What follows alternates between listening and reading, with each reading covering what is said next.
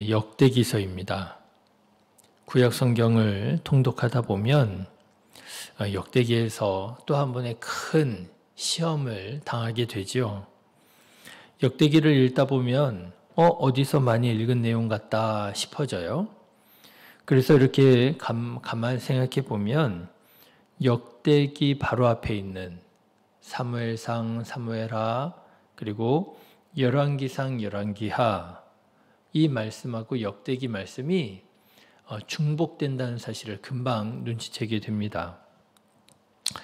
그냥 건너뛸까 하는 유혹을 받게 되죠. 이거 읽었었던 말씀인데 또 읽어야 되나? 이런 생각이 드는 거죠.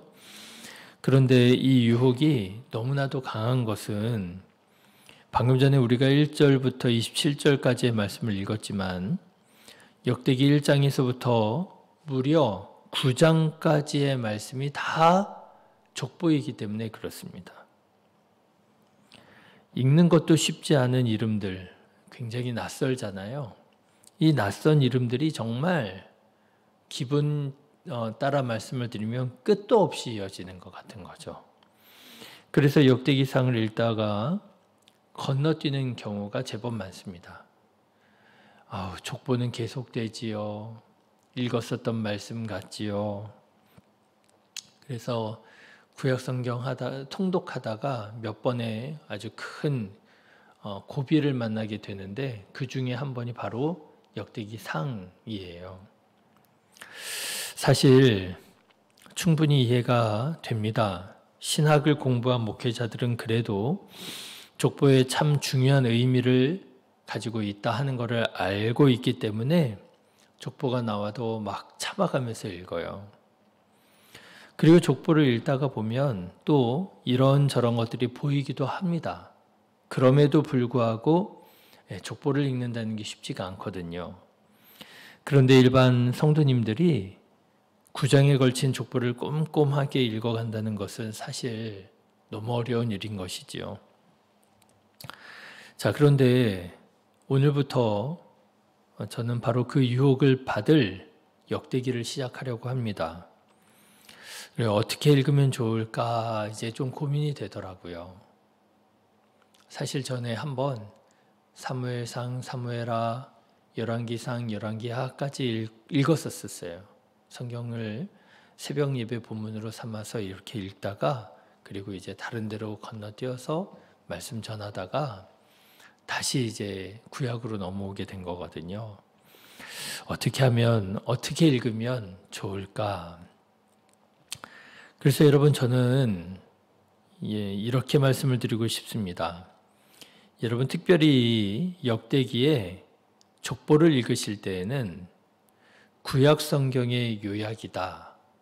이렇게 생각하시고 족보를 읽으시면 한층 수월하시지 않을까 하는 생각이 들어요. 여러분 그냥 이름을 나열해서 읽지 마시고요. 빨리 읽으면 상을 주는 거 아니잖아요.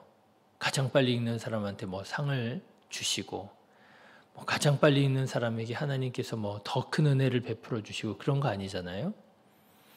차라리 천천히 쉬엄쉬엄 읽는다 이렇게 생각을 하시고요. 거의 다 모르는 이름들이긴 하겠지만 그 중에 아는 이름이 나오면 그 사람에 대해서 아시는 대로 묵상하시면서 읽어보시면 맞아, 이 사람 이런 사람이었지. 아시는 대로 묵상하면서 족보를 읽다 보시면 그러면 자연스럽게 구약 성경 전체가 요약되고 정리가 될 거예요. 실제로 여러분 유대인들의 성경이 있어요. 여러분 유대인의 성경과 우리 기독교인들의 성경이 조금 다른 거 아십니까? 달라요. 똑같지 않습니다. 유대인들의 성경은 당연히 신약 성경은 없고요. 뿐만 아니라 순서도 다르고요. 그리고 분명히 다른 점이 많이 있어요. 그런데 그 다른 점 중에서 또 한 가지 다른 점이 뭐냐면 유대인들의 성경은 역대기로 끝납니다. 역대기로 끝나요. 그러니까 우리 기독교인들의 구약 성경은 뭘로 끝나요? 말라기로 끝나잖아요. 근데 유대인들의 성경은 역대기로 끝나요. 그러니까 역대기는요, 구약 성경, 유대인들의 구약 성경의 마지막 부분에 위치한 성경이고요. 그리고 이 역대기서는 구약 성경을 실제로 요약하는 의미를 담고 있습니다. 여러분, 빨리 읽기 대회를 하는 것도 아니고 빨리 읽는다고 상 주는 것도 아니니만큼 천천히 곱씹어 가면서 하나님의 역사를 따라가는 시간으로 이 역대기 말씀을 함께 나누었으면 합니다. 그런 의미에서 저는 오늘 그 첫 번째 시간인 아담부터 아브라함까지의 족보 같이 좀 나눴으면 좋겠어요. 자, 그런데 여러분, 오늘은 그야말로 아담부터예요. 구약 성경의 처음 시작이 아담으로부터 시작을 하잖아요. 자, 그런데 저는 오늘 말씀을 천천히 곱씹어 묵상하면서 이 족보에 본류가 있고 지류가 있구나 하는 걸 깨닫게 되었습니다. 여러분, 족보를 가만 보십시오. 본류가 있고요, 지류가 있어요.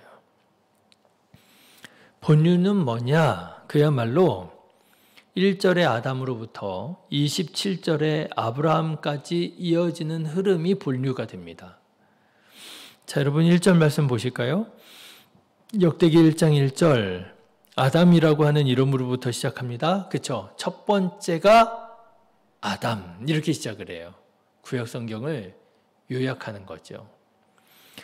자, 그런데 여러분, 아담이 누구입니까? 하나님께서 창조하신 첫 번째 사람이 아담이잖아요. 그죠? 그리고 그의 족보가 이어지는데 가인이 아벨을 죽이고 잃어버린 장자의 자리를 이어받은 사람이 누구예요?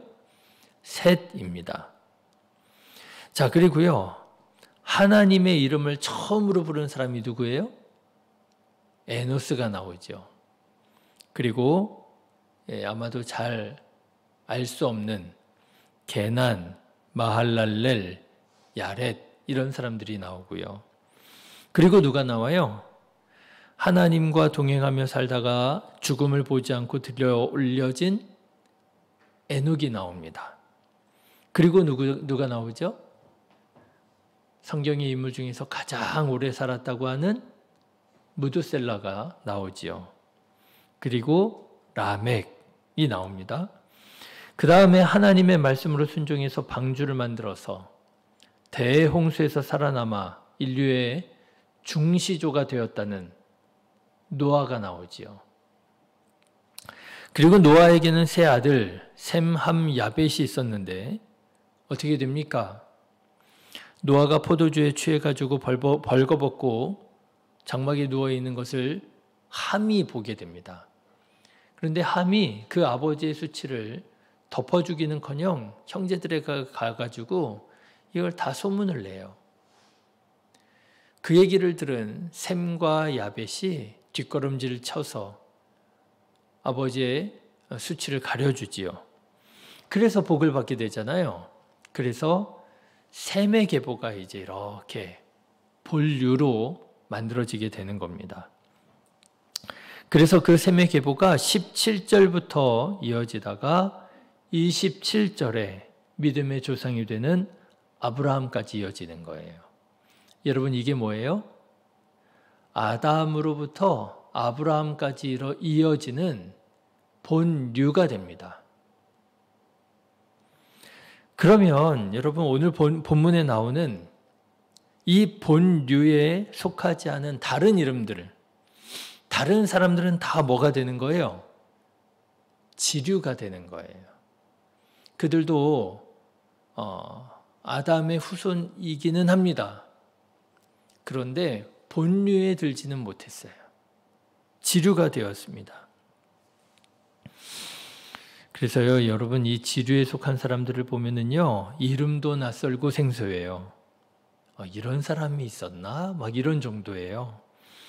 그리고 심지어는 또 어떤 사람들도 나오느냐 하면은요, 본류에 속하지는 않았지만 지류에 속해서 또 악한 사람으로 유명한 사람도 있어요. 악한 사람으로 유명한 사람. 예, 저는 오늘 말씀인 아담으로부터 아브라함에게까지 이르는 이 족보를 묵상하면서 저는 그런 생각이 들더라고요. 나는 하나님의 역사 가운데 어디에 속해 있을까? 나는 하나님의 역사 가운데 본류에 속해 있을까? 아니면 지류에 속해 있을까?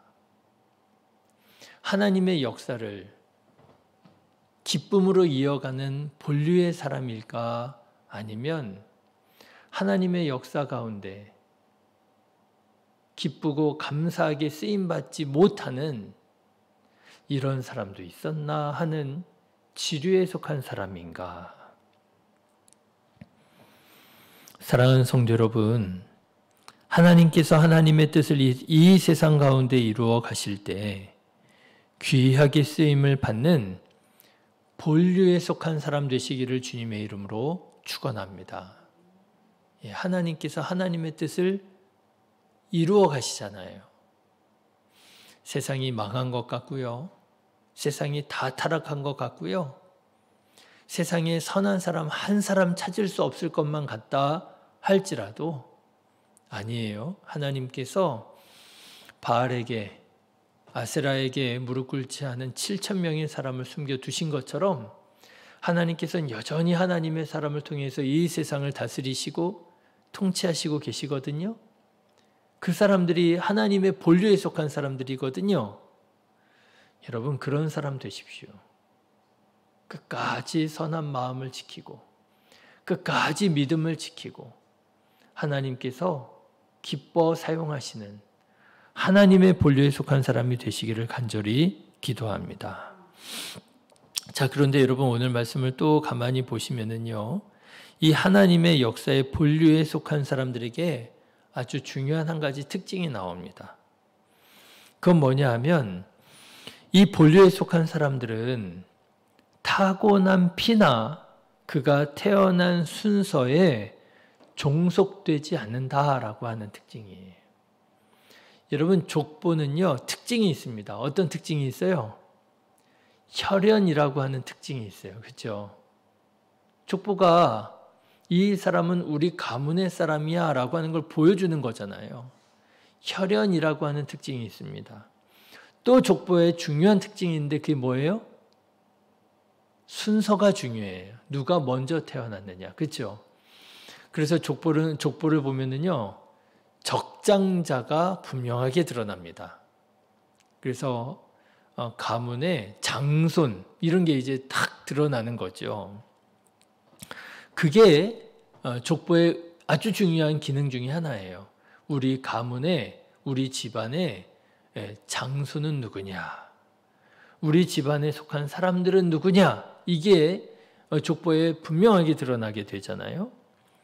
그런데 여러분, 이 족보를 보면은요, 하나님의 본류가 이렇게, 하나님의 흐름이 이렇게 이어져 가는구나 하는 것을 보게 되는데, 그 하나님의 본류를 보면은요, 물론 혈연을 따라서 흘러가기는 하지만, 피를 무시하지는 않지만, 혈통을 중요하게 여기기는 하지만, 그렇지만 여러분,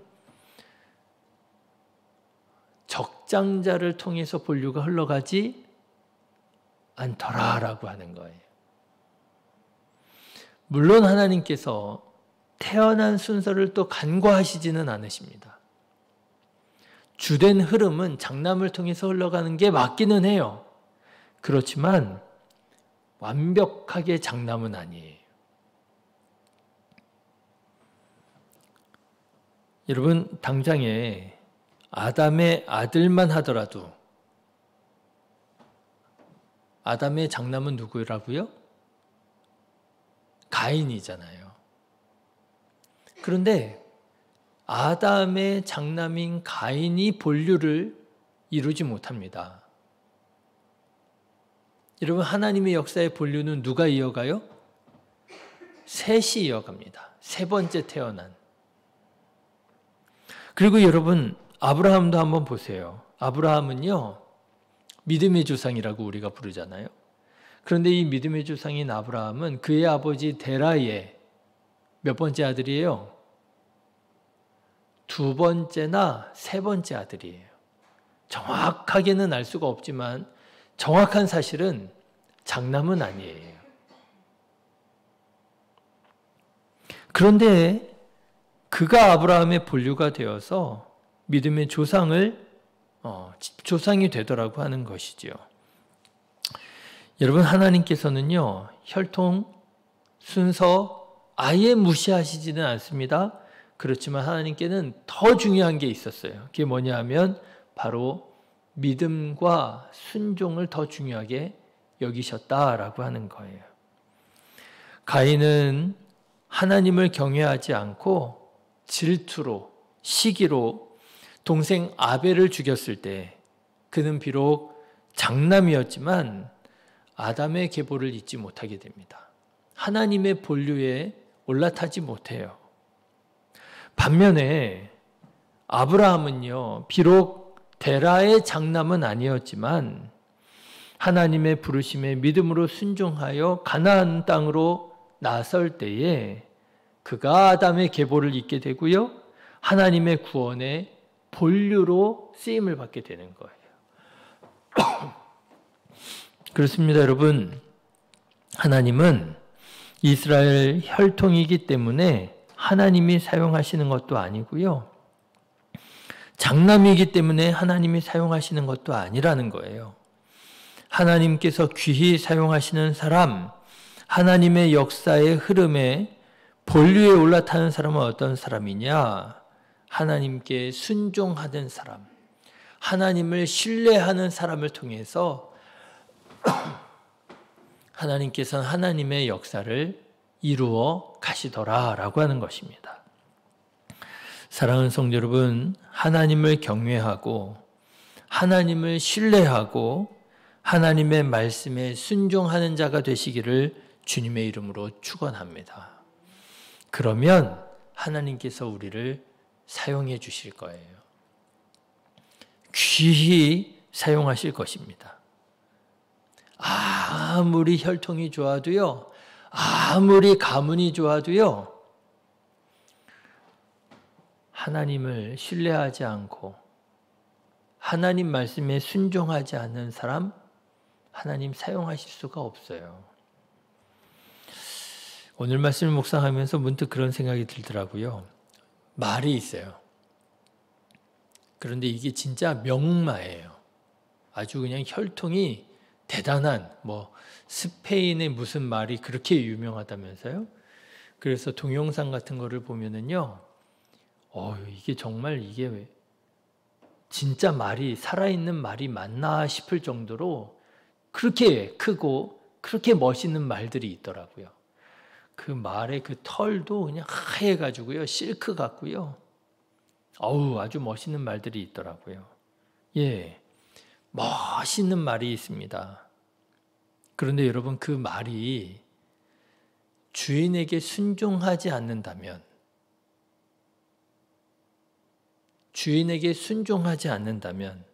주인이 그 멋있는 말을 올라탔는데 달리질 않아요.